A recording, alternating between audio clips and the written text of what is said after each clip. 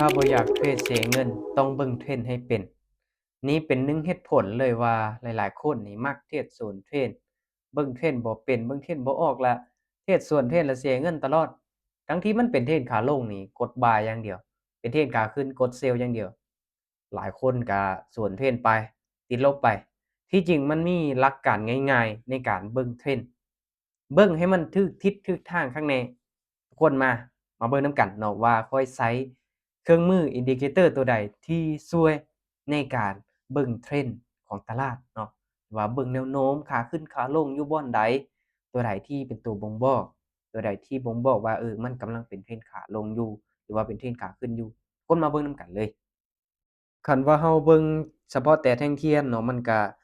ได้ว่าเห็นอยู่เนาะว่ามันเป็น trend แต่ว่ายังบ่ชัดเจนเทื่อว่าจุดเริ่มต้นของการที่ว่ากราฟมันจะเป็น trend นี่เราจะเข้าทันบ่เนาะคันว่าบ่มีตัวช่วยนี่ยากๆอยู่ได้ทุกคนถ้างั้นหลักการง่ายๆเนาะข้อยจะใช้ indicator ตัวช่วยเด้อทุกคนเด้อคันว่าไผที่ยังบ่รู้เนาะตัวนี้เลย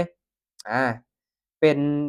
moving average double เนาะ2เส้นค่าเฉลี่ยตัวนี้หลังจากนั้นเนาะเรากดใส่ปึ๊บอามันจะมีเส้นที่ไวและก็เส้นที่ช้าเด้อทุกคนเด้อเห็นบ่คันว่าเส้นที่ไวเนาะเส้นสีส้มตัวนี้มันตัดเส้นสีฟ้าลงมาเห็นบ่มันขนานกันลงมาแบบนี้นี่แสดงว่ามันกำลังเป็น trend ขาลงงามๆเลยเนาะตัวนี้สำหรับหลักการในการเบิ่ง trend ของข้อยเนาะง่ายๆเนาะเอาแบบง่ายๆเบสิกสุดๆเนาะตัวนี้เนาะเห็นบ่คันว่าเส้นมันตัดขึ้นเนาะ เส้นสีส้มตัวนี้ยูเทิงเส้นสีฟ้าเนาะมันจะเป็นเทรนขาขึ้นเนาะมันจะบ่งบอกได้ชัดเจนข้อนี้มีหลักการง่ายๆเนาะคันว่าเส้นตัวนี้เนาะมันตัดมันขนานกันลงมาเนาะเราจะตามขายลงมาอย่างเดียวเนาะเราจะตามขายลงมาอย่างเดียวเนาะเราจะตามเทรนเนาะอันนี้คือเราเบิ่งเทรนออกแล้วเห็นบ่มันจะเบิ่งง่ายๆเนาะเบิ่งง่ายกว่าการที่เราแบบว่าสังเกตเบิ่งเฉพาะแต่แท่งเทียนเนาะข้อยก็เลยใช้เครื่องมือ indicator ตัวนี้เด้อทุกคนเด้อเนาะ ก็ถือว่ามันบ่ได้ยากจนเกินไปเนาะเราจะเห็นแบบชัดเจนเลยเนาะตอนนี้ refresh บาดหนึ่งเดี๋ยวมาเบิ่งเนาะมื้อนี้ค่อยเข้าไปเทรดหน่อยเดียวบ่พอมีกำไรอยู่เนาะในว่าบ่ได้ใช้เวลาในการเทรดโดนเนาะทุกคนเนาะจับจุดรอจังหวะเข้าออร์เดอร์เนาะคันว่าช่วงมันติดแปะกันเดะมันจะเป็นไซด์เวย์เด้อทุกคนเด้อเห็นบ่มันจะเป็นไซด์เวย์คัก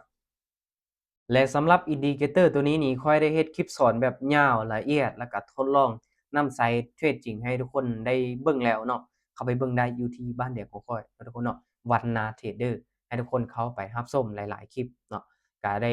เฮ็ดคลิปแบบยาวละเอียดเนาะในการเบิ่งเทรนด์เนาะเทรนด์ขาขึ้นเทรนด์ขาลงเราจะได้เห็นแบบชัดเจนละเอียดเด้อทุกคนเด้อโอเค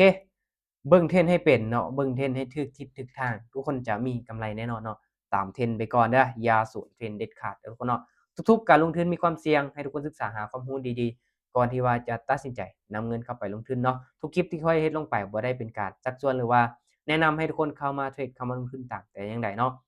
เป็นเพียงการแชร์แบ่งปันความรู้แบ่งปันประสบการณ์สำหรับคนที่กำลังเทรดอยู่คนที่กำลังลงทุนอยู่เนาะให้ตั้งใจศึกษาหาความรู้ด้วยตัวเองให้มันดีๆเด้อทุกคนเด้อโอเคกดติดตามไว้เดี๋ยวเรามาเจอกันใหม่คลิปต่อไปทุกคน